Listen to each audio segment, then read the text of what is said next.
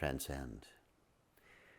Go beyond thought, experience the unbounded field, and then stabilize that. If we have transcended the relative world of thinking and action in our meditation time, in our 20 minutes, then we can transcend the transcendent. Transcend means step beyond. Step beyond the transcendent and go back into activity and find where the need is and serve the need of the time. It's better to serve than to be served. And then when the day is done, before you commence your evening activity of enjoyment, transcend again. And then when you've transcended, transcend the transcendent and come back out and engage in the world. This was the great advice given by the master to my master. My master was Maharishi Mahesh Yogi. His master was Guru Deva, Swami Brahmananda Saraswati. And Swami Brahmananda Saraswati had a famous one-word lecture that applied to all situations and all people. Nivartatvam.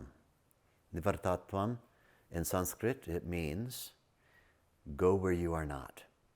Transcend where you are. Step beyond where you are. Go where you are not. If you're experiencing a thought-filled existence, it's time to meditate. So transcend that thought-filled existence. Dive into the inner field of being. Having established yourself in being, transcend that state of being, come back out into the field of activity. Having gained that field of activity again, after a little while, you're just naturally a bit tired because meditation will wear off after a while. Then you need to dive back into there again. In India, one of the things that can be seen still today, India is a place where ancient cultures live right alongside the most modern technology. An ancient art, a craft that can still be seen today is the art of dyeing cloths with vegetable dyes. So you take some saffron, for example, you grind it up, make a paste from it and put it into a boiling vat of water, and you have a deep, rich, yellowish orange dye, saffron dye. Now you want to take a white silk cloth and you want to dye it that color, so you dip the cloth in the dye and let it saturate. After a little while, it's completely saturated, so you pull it out and the silk cloth is no longer white, it is brilliant saffron color. Fine. Now you're going to do something that seems to be antithetical to dyeing a cloth. You stretch the cloth over some surface like a bush or a wall or something, and you let the hot sun beat down on it.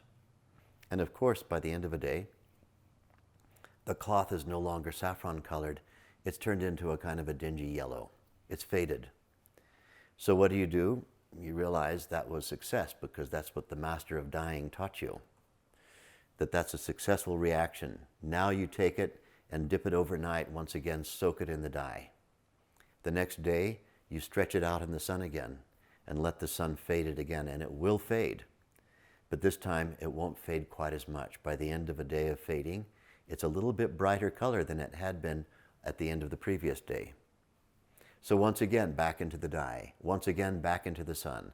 Again into the dye. Again into the sun. And with each exposure to sunlight, the fading is actually causing the dye to infuse itself into the fibers of the cloth, such that by the end of about 4, 5, 6 days of this, the cloth now has become color fast. You can put it in the sunshine and no amount of sun can fade it even 1 iota. It's color fast. We take our awareness, we dive into that inner state, we transcend where we are. Dive into that inner state of deep inner silence. We come out from there, we transcend that state and engage in activity. Engage. Really until all of the effective meditation is used up by late afternoon or early evening. Then we dive in again, expose ourselves to the unboundedness, and then we come out and use it all up again. The more activity, the better. Don't hide from activity. The cloth dyer doesn't take the freshly dyed cloth and hide it in the shade, because to do so would simply prolong the color fastness program. They want the brightest sun, the hottest sun, to put that freshly dyed cloth in.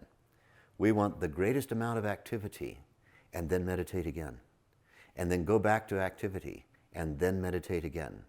And by doing this back and forth and back and forth, though we are fading the effect of that silence from meditation, we're strengthening it. We're making it steadfast. We're going to become solid, stable in that underlying field of being. No amount of activity can overshadow it anymore. And so what is the one-word solution I have for you? Nivartatvam. Nivartatvam. Transcend where you are. Go where you are not. You find yourself in the field of thinking, go beyond that, go into silence. You find yourself in the field of silence, go back into activity again. Keep alternating back and forth, and then Nivartatvam has one more meaning. You transcend all of the transcending. Why? When you're stable in that pure consciousness, when it is steadfast there at your baseline, when the baseline is awake, you no longer have to transcend anything. There's no more transcending anything. So we transcend the whole process of transcending. Still the word Nivartatvam applies.